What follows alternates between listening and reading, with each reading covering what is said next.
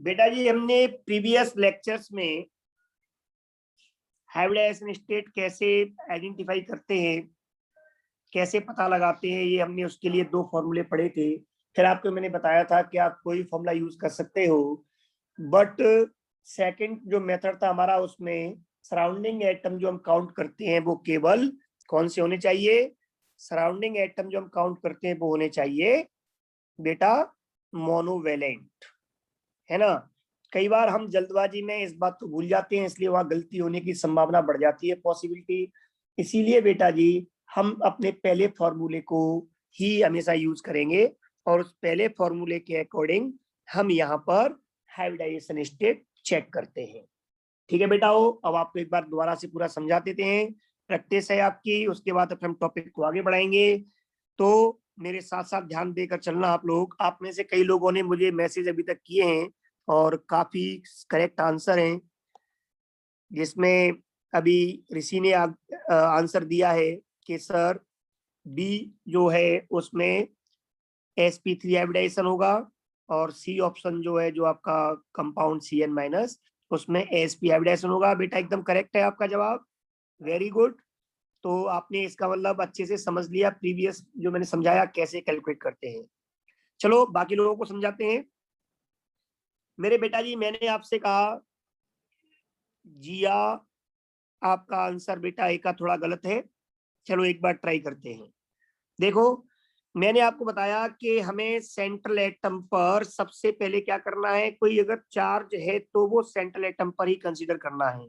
तो इस I3- में एक आयोडीन सेंट्रल एटम होगा, और जिसको आप सेंट्रल एटम मानोगे वो नेगेटिव चार्ज उस पर ही कंसीडर करोगे, तो उसमें टोटल इलेक्ट्रॉन हो जाएंगे 8, क्योंकि आयोडीन 17th ग्रुप का है, हेलोजन है 7 होते हैं, 8 एक माइनस चार्ज मीन्स आप कंसीडर करोगे कि ये सेंट्रल एटम पर है, तो टोटल कितने हो गए बेटा? 8 इलेक्ट्रॉन्स।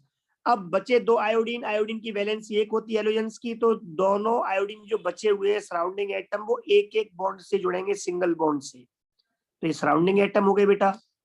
अब टोटल इलेक्ट्रॉन वैलेंस 8 थी, 8 में से 2 इलेक्ट्रॉन काम में आ गए 2 बॉन्ड बनाने में, तो कितने इलेक्ट्रॉन बचे बेटा? 6 इलेक्ट्रॉन्स बचे।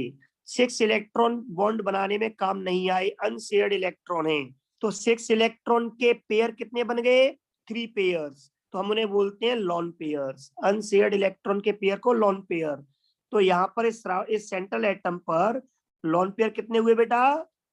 लॉन पेयर हुए 3। ओके, और 2 एटम से जुड़ा हुआ है इसलिए सिग्मा बॉन्ड हुए 2। सिग्मा बॉन्ड कितने हुए बेटा? 2। टोटल कितना हुआ? 5। तो कौन सा हाइब्रिडाइजेशन होगा 5 के लिए? एक S 3 P 1 D, that is sp3 hybridization. Is that clear बेटा? आप देखोगे कि हमने जो दूसरे मेथड से कैलकुलेट किया था I3- का, वहां भी आंसर sp3D ही आया था, ठीक है ना, क्योंकि आयोडीन है वो मोनोवेलेंट है, इसलिए उस फॉर्मूले से भी सही आएगा। अब हम बात करते हैं फॉस्फोरस की। Same thing is here. Phosphorus जो सेंट्रल एटम है बेटा, इसके आउटर मोस्ट में नॉर्मली न्यूट्रल एटम में 5 इलेक्ट्रॉन होते हैं, 15th ग्रुप का है, नाइट्रोजन फैमिली का है, पीरियोडिक टेबल में बातें बताई हुई हैं आपको सब। तो 5 इलेक्ट्रॉन में अब 3 इलेक्ट्रॉन ले लिए, 3- इस पर मानेंगे हम, तो 8 इलेक्ट्रॉन्स हो गए। ऑक्सीजन की वैलेंसी 2 होती है, मतलब ऑक्सीजन को 2 इलेक्ट्रॉन चाहिए बॉन्ड बनाने के लिए, तो 4 ऑक्सीजन को 8 इलेक्ट्रॉन चाहिए। इसका मतलब क्या हो गया? चारों ऑक्सीजन 2-2 करके 8 इलेक्ट्रॉन कंज्यूम कर लेंगे, शेयरिंग में आ जाएंगे, तो फास्फोरस पे कोई इलेक्ट्रॉन नहीं बचेगा। इसका मतलब लॉन पेयर 0। और सिग्मा बॉन्ड कितने होंगे बेटा? हर एटम से एक सिग्मा बॉन्ड होता है, तो 1 2 3 4 बाकी बॉन्ड होते हैं वो पाई होते हैं, तो 4 सिग्मा, टोटल कितना हुआ? 4। सो हाइब्रिडाइजेशन इज sp3। ये रियल स्ट्रक्चर्स नहीं है बेटा, मैंने क्या कहा? It is only assumption to find hybridization state, just hybridization state पता करने के लिए है ये, और ये एकदम सही बात भी है, इससे हाइब्रिडाइजेशन स्टेट आपकी एक्यूरेट आएगी। अगर हम बात करते हैं CN- में कार्बन की, तो कार्बन के आउटर मोस्ट में इलेक्ट्रॉन होते हैं 4। एक चार्ज आप इसका मान लोगे नेगेटिव, तो 5 इलेक्ट्रॉन हो जाएंगे। नाइट्रोजन की वैलेंसी 3 होती है, तो इसको आप 3 बॉन्ड से जोड़ दो, तो 5 इलेक्ट्रॉन में से 3 काम में आ गए, मतलब 2 इलेक्ट्रॉन बच गए। 2 इलेक्ट्रॉन का मतलब हो गया आपका एक लॉन पेयर। तो इस कार्बन पर बेटा जी अब एक लोन पेयर है, तो मैं डायरेक्ट लिख सकता हूं, और इस पर एक सिग्मा बॉन्ड है, क्योंकि दो एटम्स के बीच में जो बॉन्ड होता है मैक्सिमम एक सिग्मा होता है, बाकी बॉन्ड जो होते हैं वो क्या होते हैं, पाई। तो टोटल कितना हो गया बेटा, एक लोन पेयर और सिग्मा मिला के 2, दैट इज हाइब्रिडाइजेशन होगा sp। अगर हम बात करते हैं अब इसमें, देखो बेटा, इसमें इस कार्बन को देखो, तो इस कार्बन के आउटर मोस्ट में इलेक्ट्रॉन कितने थे बेटा, 4। यहाँ पर हाइड्रोजन की वैलेंसी 1 होती है, तो इसका 4 इलेक्ट्रॉन में से 3 इलेक्ट्रॉन तो इन 3 हाइड्रोजन से काम में आ गए, 1 इलेक्ट्रॉन बचा, उसने इस कार्बन से सिंगल बॉन्ड बना लिया। इसका मतलब ये हुआ कि ये जो कार्बन है CH3 का, इस कार्बन पर आप स्पेशली ध्यान देना बेटा, इस कार्बन पर 3 हाइड्रोजन जुड़े हुए हैं और एक जुड़ा हुआ है ये वाला कार्बन। तो इस कार्बन के चारों इलेक्ट्रॉन काम में आ गए, कोई इलेक्ट्रॉन नहीं बचा, मतलब इस पर जो लोन पेयर होगा वो कितना होगा, 0। और इस पर जो सिग्मा बॉन्ड होंगे वो होंगे 1 2 3 4, that is maximum 1 sigma bond between 2 atoms. तो यहाँ पे 4 एटम जुड़े हैं तो 4 ही सिग्मा होंगे यहाँ पर। तो टोटल सिग्मा बॉन्ड कितने हो गए, 4। टोटल कितना हो गया बेटा, 4।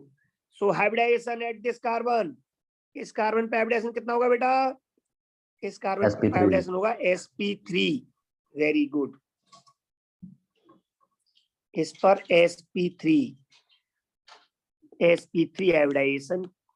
अब इस कार्बन को देखो आप, इस कार्बन पे क्या शो कर रहा है बेटा, इस कार्बन पर एक बॉन्ड तो बना हुआ है पहले वाले कार्बन से, इस वाले कार्बन से, फिर उसके बाद में डबल बॉन्ड बना हुआ है दूसरे कार्बन से, इस वाली से, फिर इस पे एक जुड़ा हुआ हाइड्रोजन। इस कार्बन ने 4 बॉन्ड बनाए हैं, मतलब चारों इलेक्ट्रॉन इसके काम में आ गए। जब 4 इलेक्ट्रॉन काम में आ गए तो इस पे लोन पेयर बच गया 0। तो इस पे लोन पेयर कितना है, 0। लेकिन इस कार्बन ने जो टोटल बॉन्ड सिग्मा बनाए हैं वो बनाए हैं 1 2 3, क्योंकि एक के बाद जो बॉन्ड होते हैं वो सब पाई होते हैं। तो सिग्मा बॉन्ड कितने हैं, केवल 3।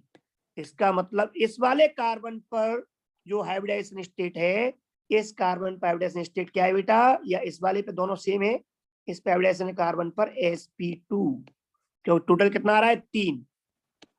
बात समझ में आ गई बेटा। यस और सर। अगर आप इस वाले कार्बन को देखो, तो इस कार्बन ने 4 बॉन्ड बनाए टोटल, 4 बॉन्ड के बाद 4 इलेक्ट्रॉन काम में आ गए, तो इस पर भी लोन पेयर 0 है। चारों काम में आ गए, कोई इलेक्ट्रॉन बचा ही नहीं, बचे हुए इलेक्ट्रॉन जो होते हैं अनशेयर्ड, उनके पेयर को बोलते हैं लोन पेयर। तो यहाँ तो इलेक्ट्रॉन बचा ही नहीं, तो लोन पेयर 0। लेकिन इस कार्बन ने एक सिग्मा बनाया इधर, एक सिग्मा बनाया इधर, बाकी बचे हुए 2 बॉन्ड क्या है, पाई। ओके बेटा।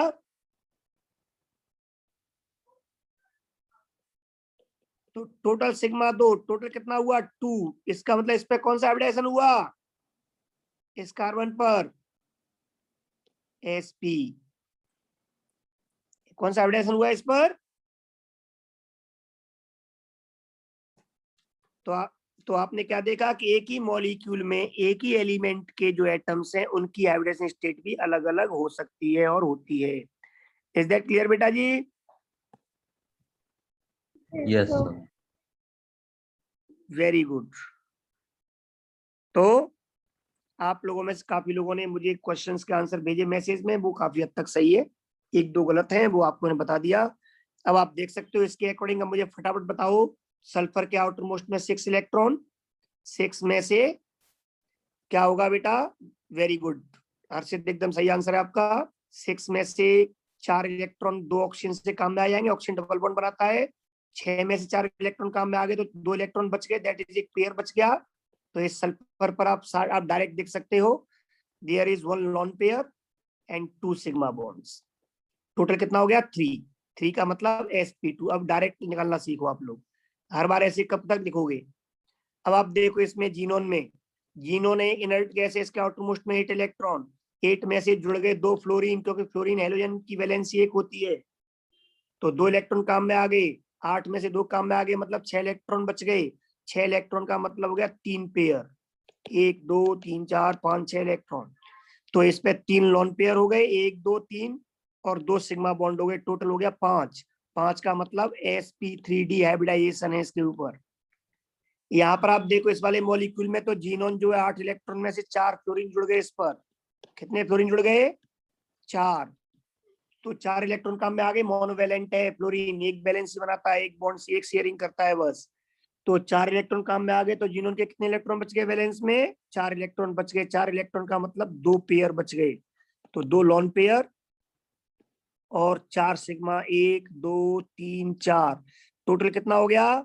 4 सिग्मा प्लस 2 लॉन पेयर 6 का मतलब यहाँ पर जीनोन पे हाइब्रिडाइजेशन होगा sp3d2, एक सल्फर एक s, 3 p और 2 d orbital, that is total 6 orbitals overlap वो मिक्स होंगे और हाइब्रिडाइज करेंगे और 6 नए ऑर्बिटल्स बना देंगे। 6 का नाम क्या होगा? सबका नाम sp3d2 sp3d2 sp3d2 होगा।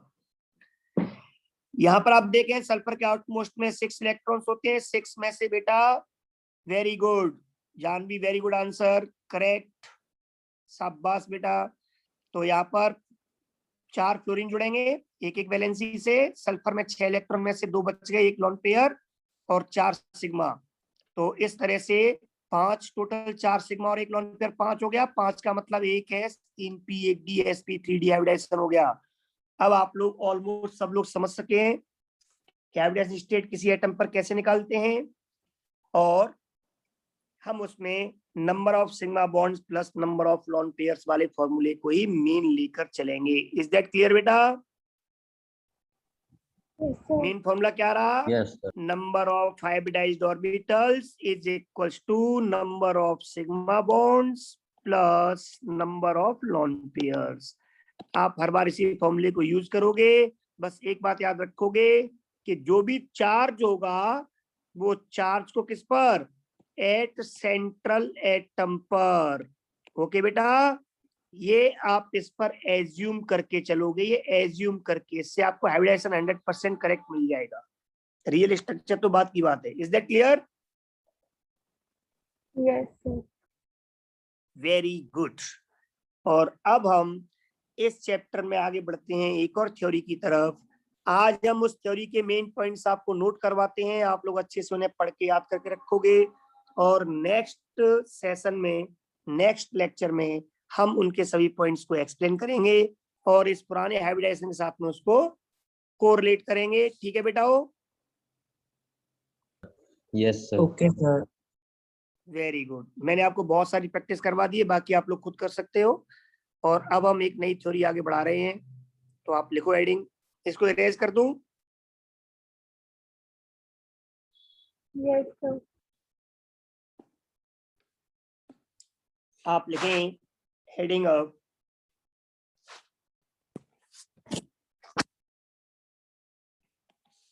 Valence shell electron pair repulsion theory. इसको कुछ लोग शॉर्ट में V valence, S shell electron, E pair, P repulsion, R VACPR theory, या कई बार टी को भी टी बोल देते हैं, VACPRT बोलते हैं। तो आप लोग समझ जाओगे अगर शॉर्ट में वो VACPR बोलता है तो बेटा।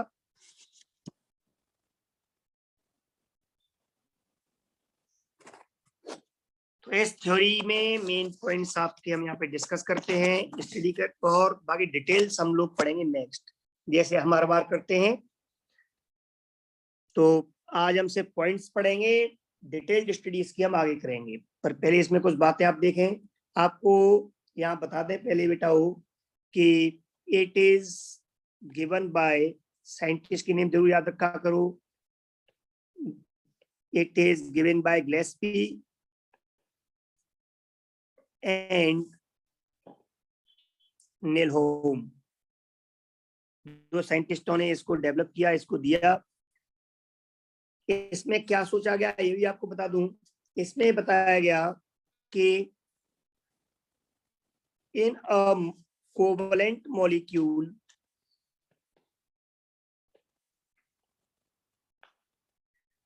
electron pairs इलेक्ट्रॉन पेयर से हमारा मतलब है कि चाहे वो बॉन्ड को बनाने वाला पेयर हो, दैट इज बॉन्ड पेयर, जो हम बात कर चुके हैं, चाहे वो लॉन पेयर हो, दैट इज जो बॉन्ड में पार्टिसिपेट नहीं कर रहा है, तो इलेक्ट्रॉन का pair he.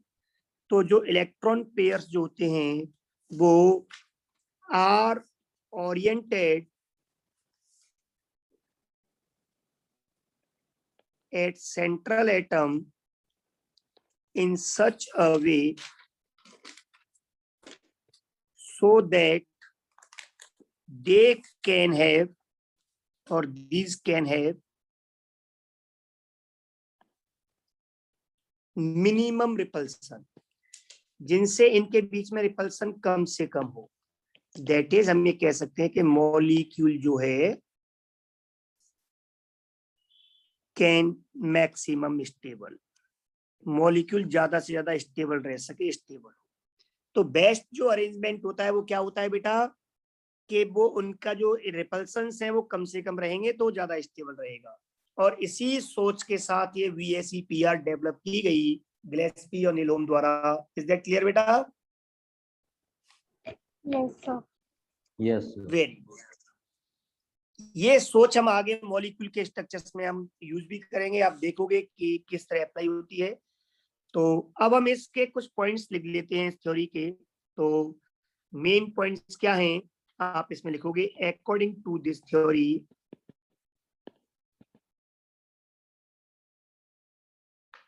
Number 1, if central atom has only bond pairs, अगर सेंट्रल एटम पे कोई लॉन पेयर नहीं है, केवल बॉन्ड पेयर है, केवल बॉन्ड पेयर का मतलब, मेरा कहने का मतलब है that is no lone pair, उस पे कोई लॉन पेयर नहीं है, ठीक है ना? देन इट्स ज्योमेट्री, तो उस समय इसकी जो ज्योमेट्री होगी एंड शेप ऑफ मॉलिक्यूल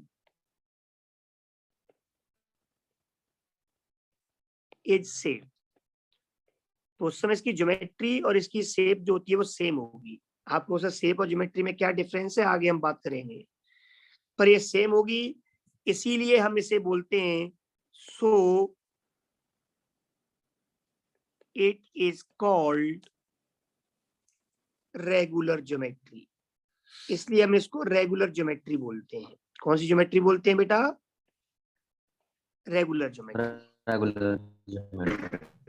हाँ, और इस रेगुलर ज्योमेट्री के अकॉर्डिंग हम उनके नाम भी याद रख सकते हैं, शेप और आपका ज्योमेट्री सेम होगी और वो हम याद कर सकते हैं। एंड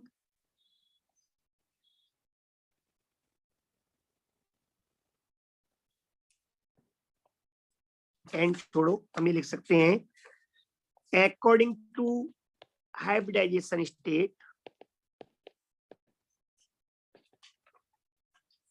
हाइब्रिडाइजेशन स्टेट के अकॉर्डिंग ये क्या होंगी आप लिख सकते हो। अगर sp हाइब्रिडाइजेशन हुआ तो ज्योमेट्री या शेप होगी लीनियर। कैसी होगी बेटा? लीनियर। कैसे हम बहुत डिटेल में इसको एक्सप्लेन करेंगे आगे नेक्स्ट लेक्चर में।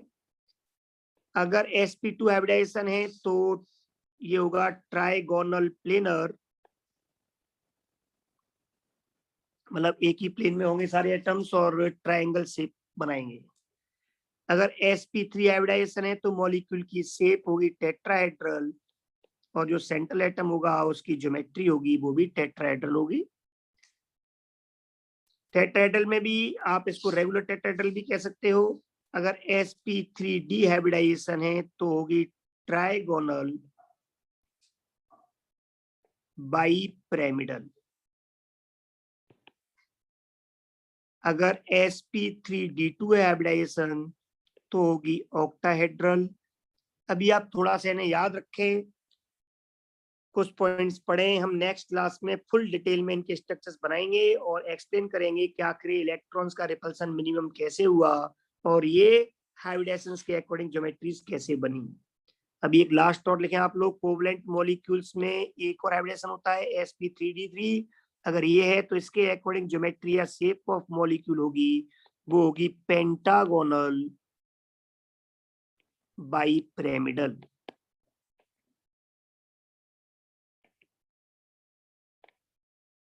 तो बेटाओ अगर सारे के सारे सेंट्रल एटम पे बॉन्ड पेयर है, मतलब बॉन्ड बन रहे हैं, कोई लोन पेयर नहीं है, तो उस समय इन हाइब्रिडाइजेशन स्टेट के अकॉर्डिंग यही ज्योमेट्री होगी, मॉलिक्यूल की यही शेप होगी। इज दैट क्लियर बेटा? Yes, sir. इस तरह से इस पॉइंट को भी आप याद रख सकते हो, आगे हम एक्सप्लेन आगे करेंगे, उसमें आप लोग पूरा डिटेल में इनको समझोगे नेक्स्ट लेक्चर में। अभी आज केवल पॉइंट्स नोट कर लो बस, इसे इरेज कर दूं नेक्स्ट पॉइंट्स आगे बढ़ाने के लिए। Yes, sir. सर sp3d2 वाला कौन सा है? ऑक्टाहेड्रल। ऑक्टाहेड्रल बताएंगे क्या होता है, ओके कैसे सर। होता है, टेंशन न लो, अभी आप इसको लिखो बस। कुछ बातें मैं हर लेक्चर में अधूरी छोड़ता हूँ, फिर नेक्स्ट में कंप्लीट करता हूँ, फिर नेक्स्ट में कुछ बातें छोड़ूंगा, उसको उसके आगे बारे में क्लियर करूंगा। इसकी वजह ये है जिससे आप सीक्वेंस में सारे वीडियोस देखते रहें। ठीक है बेटा, वो टाइम टू टाइम रिवीजन करते रहें आप लोग। तो आगे बढ़ते हैं, नेक्स्ट पॉइंट देखें आप लोग, इसको इरेज कर रहा हूं मैं। Number 2, if central atom has bond pairs as well as lone pairs, इस पे बॉन्ड पेयर भी हो और लॉन पेयर भी हो, तो उस केस में बेटा then geometry is differ from shape of molecule. तो मॉलिक्यूल की शेप से उस एटम की जो ज्योमेट्री है वो अलग होती है, and it is called irregular geometry. उस समय हम इसको इर्रेगुलर ज्योमेट्री बोलते हैं। ये हम बातें आगे करेंगे क्लास में। अभी आपसे पॉइंट्स नोट रखें, इनको हम सबको एक्सप्लेन करेंगे। नेक्स्ट पॉइंट लिखें आप, third, the order of repulsion between pairs of electrons. अब आप ये ऑर्डर याद करोगे तो मेरे बेटाओ सबसे अधिक रिपल्सन होता है डबल बॉन्ड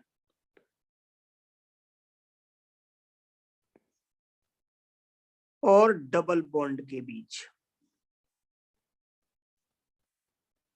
उससे कम रिपल्सन होता है फिर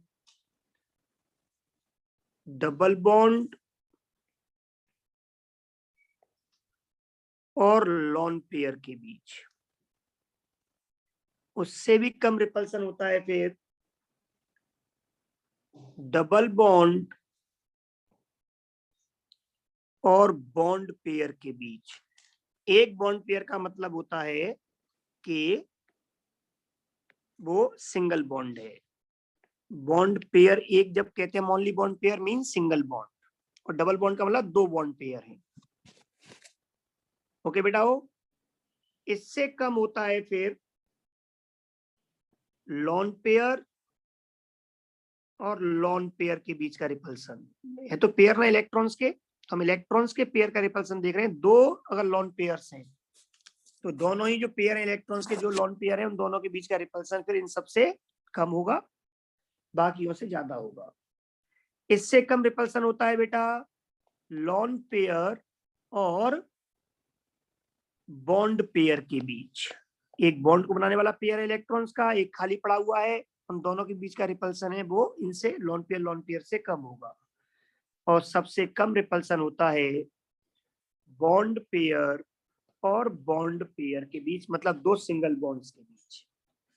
अगर आप लोग एनसीईआरटी देखोगे बेटा तो आपको यहाँ पर सिर्फ ये वाला ऑर्डर मिलेगा, इसके आगे वाला नहीं मिलेगा।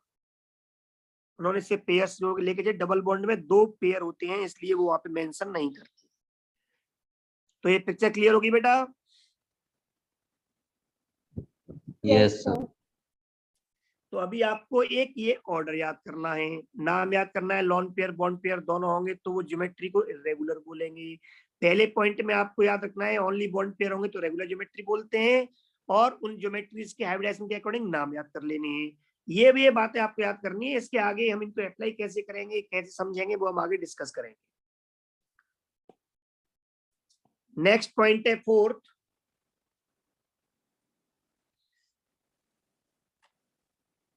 कि बॉन्ड एंगल आप समझते हो, 2 बॉन्ड के बीच का एंगल। तो बॉन्ड एंगल जो है वो बेटा डिक्रीज होता है, डिक्रीजेस ऑन इंक्रीजिंग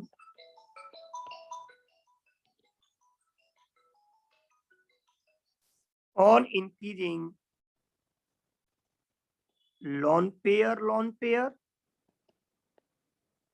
या lone pair bond pair repulsion. जब भी लॉन पेयर के बीच में या लॉन पेयर बॉन्ड पेयर के बीच में रिपल्सन बढ़ता है तो बॉन्ड एंगल कम होता है, मतलब वो बॉन्ड्स को धकेल करके पास पास लेकर आते हैं। ठीक है बेटा? आप एक और बात इसमें याद रख सकते हो, bond angle increases, bond angle बढ़ता है on increasing bond pair repulsion.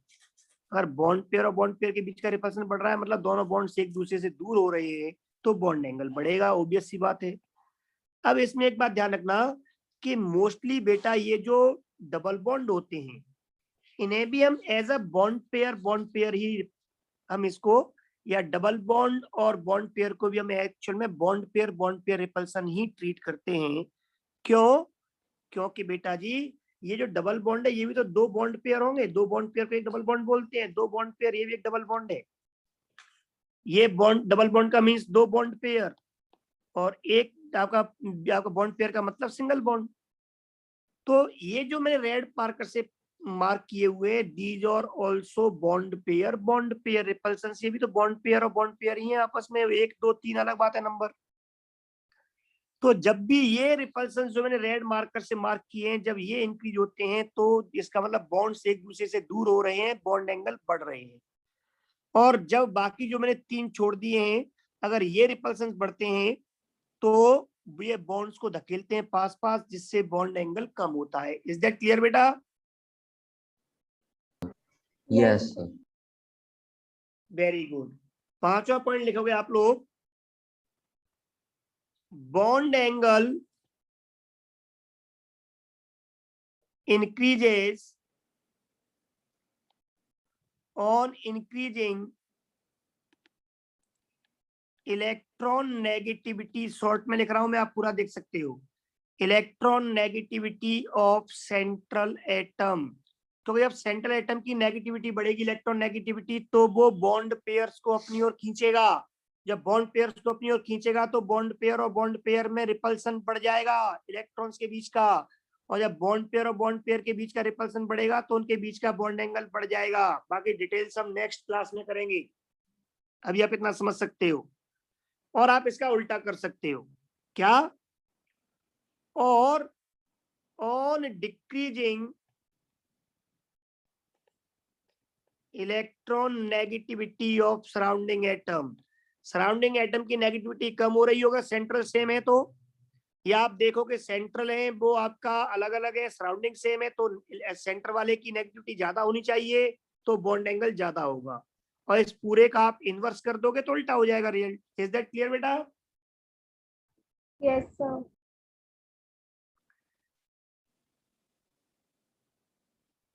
और लास्ट पॉइंट, इसके साथ ही ये सेशन एंड, फिर हम सारी डिटेल्स इसकी हम कल बात करेंगे। लेकिन आप लोग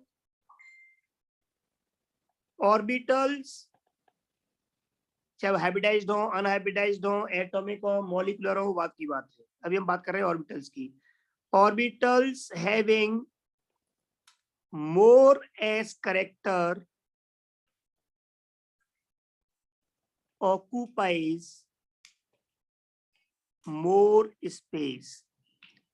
जिनमें एस कैरेक्टर ज्यादा होता है ऑर्बिटल्स में वो ज्यादा स्पेस ऑक्यूपाई करते हैं, और ये हम आपको पढ़ा चुके हैं, जितना एस कैरेक्टर जाता होता है उतना ही वो बल्की होता जाता है, बताया था बेटा। Yes sir. Very good. अब हम बाकी बातें नेक्स्ट क्लास में करेंगे। अच्छे से पढ़ के इन पॉइंट्स को याद करना, इनको पूरा एक्सप्लेन करेंगे, मॉलिक्यूल्स की ज्योमेट्री और शेप की स्टडी करेंगे, बॉन्ड एंगल्स पढ़ेंगे। तब तक के लिए bye bye, take care. Okay बेटा। Thank you, sir. Okay Thank you, बेटा, sir. वेलकम। ओके बेटा, Okay, sir. वेलकम। ओके बेटा।